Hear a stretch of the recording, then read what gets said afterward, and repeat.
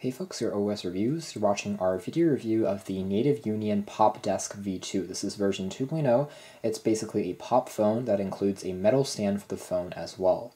Now, the Native Union Pop Desk V2, in my opinion, is something that's slightly pernicious. It's kind of silly. The concept itself, it's not really all that useful, but it does add a retro twist to things, and it is fairly elegant. The biggest issue with the Pop phone is that it's not compatible with every single smartphone under the sun, and for a $50 price tag, I think that it's a little bit too steep for something that's more of a gimmick than something that's truly needed. When I say it's not wholly compatible with every single phone, I mean that the stick pad on the front here is not going to be great for glass surfaces, which is something I found a little bit surprising. I thought, maybe it has a glass surface on the phone, it's going to actually work better, it's going to add more resistance, but let's say you have an Amazon Fire phone. It's not going to stick at all to the surface, and the phone is going to keep on sliding off. The same thing can be said about the iPhone 4S and other devices that are more slick on the back, such as a Fecom Passion 660, which is completely smooth. It's not going to stick, and it's going to keep on falling off. Something else, such as, let's say, the Elephone P800, which has a more textured back, is going to work just fine. It's not going to fall off at all. So it's quite picky in that sense, and something it shouldn't be that picky for 50 bucks. Otherwise, the Pop phone still offers so-so call quality. It's not outstanding, but it's decent. The Native Union Pop phone is a concept that has seemingly captured the imagination of a lot of people in a lot of different countries, to the point where I've already seen many clones out on the market. So here is one that I found in China when looking through some of the stores, and you can see that it's basically replicating the Pop phone, and it's obviously not branded by Native Union, and there are a few differences in the hardware, but the concept is basically the same, of course, without the stand. The actual real Pop phone made by Native Union actually has a more simpler construction in terms of the button placement. There's just a call reject key in the center there, and that's basically it. It also has the Native Union logo on the very bottom, and that's basically the premise. So overall, there are a few reasons why you might want to consider the Native Union Pop phone and the stand version 2.0.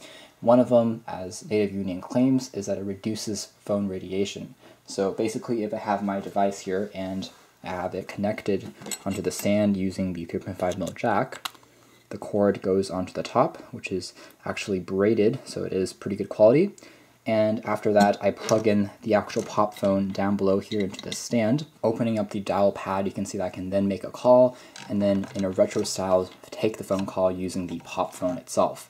Like I said, the call quality is decent. The actual speaker on the very top, the earpiece, does a decent job, and the microphone itself is also pretty clear in terms of picking up your sound, even though it doesn't have noise cancellation. So if you are talking in a slightly noisier environment, let's say in a noisier office or something, it's not going to be as great as some noise cancellation functions built directly onto a phone.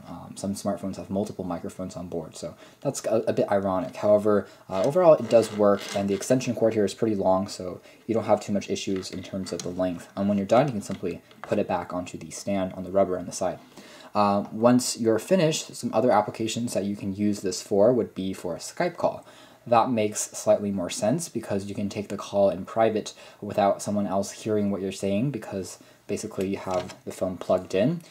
You can only hear through the earpiece, but at the same time you still have the front-facing camera where you can stand over it and the person can see you. That makes a pretty good application. But other than that, it doesn't have too many other uses. You might want to use it maybe as a regular media stand, but in that case you can't use it in the horizontal orientation, which is, I think, a detriment, because you can't really play back too many videos in the portrait orientation unless you're just doing some basic video watching and some very basic web browsing. So the Pop phone and the Pop stand version 2.0 doesn't add too much that we haven't seen already from Native Union when they first came out with the original Pop phone, actually already 6 years ago. It's been quite a long time, but at the same time it still remains a pretty kind of gimmicky, I think, product, although it does have a pretty interesting conversation starter like twist to the design. So if you're into it, I guess it works, but at 50 bucks I still think it's a bit too pricey, especially with the fact that the grip pad seems to be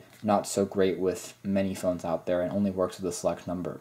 So check out more information about the Native Union Pop phone and desk version 2.0. Be sure to check out our full rating review. This has been our video.